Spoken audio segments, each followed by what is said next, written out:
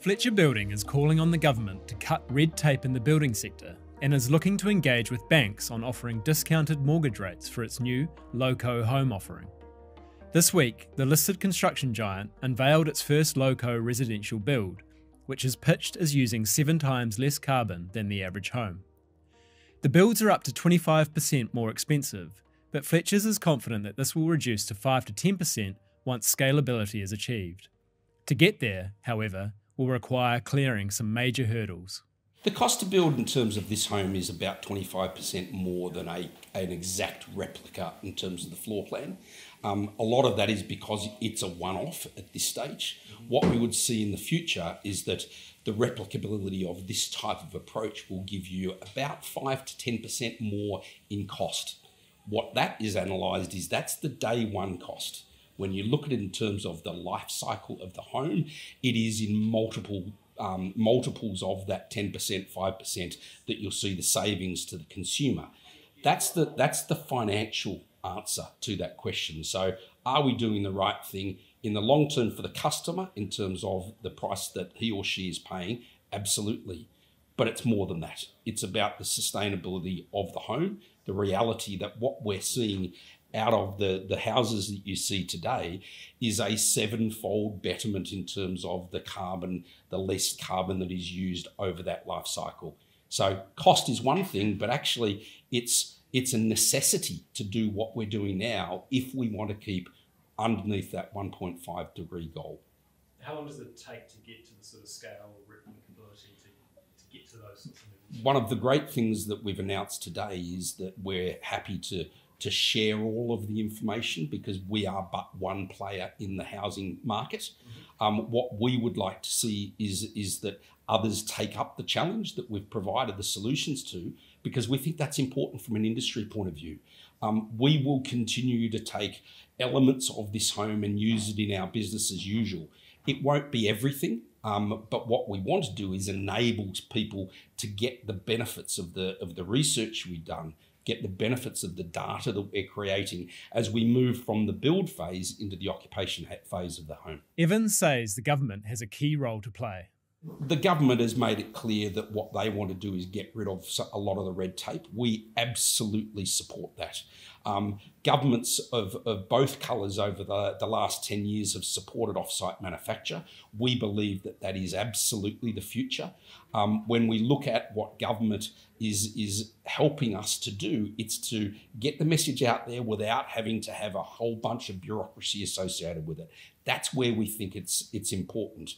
It's also important that the government and the building code comes along the journey with us. If we think that the right solution is producing a house that is a 1/7 of the current consumption of carbon or embedded carbon over the next 90 years, what do we need to do to the building regs to allow that to be promoted?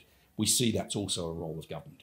Minister for Building and Construction, Chris Penk, was at this week's unveiling of the low-co home in Fletcher's South Auckland development, Waiata Shores. He says the government needs to be encouraging affordable, cost-effective, quick methods of building. Well, the government's been looking at ways that we can make the multi-proof system work a bit better. So that's where you have a standard design that you replicate. We've heard from Fletcher's today that not only are they looking to do that for themselves, but actually they're making that intellectual property available across the sector, which I think is really exciting. We're also thinking about ways that we can promote off-site manufacturing. There are a lot of trade-offs, benefits rather, for that, including in terms of worker safety and morale, as well as obviously environmental benefits if you're wasting less by having less wastage on site and ending up in skip bins and then the landfills. So there are a lot of different places we can look. And then finally is a trusted provider kind of model. And look, we need to sort of work out exactly what that might mean. But if we say, well, if there are builders within New Zealand Inc. at the moment who are able to do a good job, able to provide good records, able to account for the work that they're doing, is there a way that we can make the building consent authority system actually respond to that in a way that frees up resources elsewhere, so we can have a closer look at the practices that are elsewhere. Maybe there's more at stake or maybe more challenging projects. Evans adds that Fletcher's will also be engaging with banks to consider whether long-term building performance can be taken into consideration at the point homeowners are looking for finance. We're starting a journey that others have already had. So when you look at what happened 3 or 4 years ago, there was a number of banks that offered a discount to their mortgage rate as a result of a Homestar rating. We are Homestar 10. We are the best rating, the highest rating you can get. So we're envisaging an environment in the future where banks will appreciate that people are using less to pay their bills and therefore have more from a mortgageability point of view. Those that are socially minded in the industry will also say this is about their part they can play in terms of generating a longer term solution for the industry and for New Zealand. Pink says that every bit of the system will need to talk to each other as the government looks to rebuild the economy overall. We need to make it possible for people to get finance in order to build. Obviously, that's the triple CFA bit that Bishop and Bailey announced as recently as earlier this week. But also land supply. Local government needs to be a major partner in this. So other ministers, again, Chris Bishop, but also Simeon Brown, we need to work together to make sure the whole housing piece fits together. Otherwise, there's no point just focus on the technical aspects of the build over here if we don't have that big picture. So as the government overall, that's what we're trying to unlock.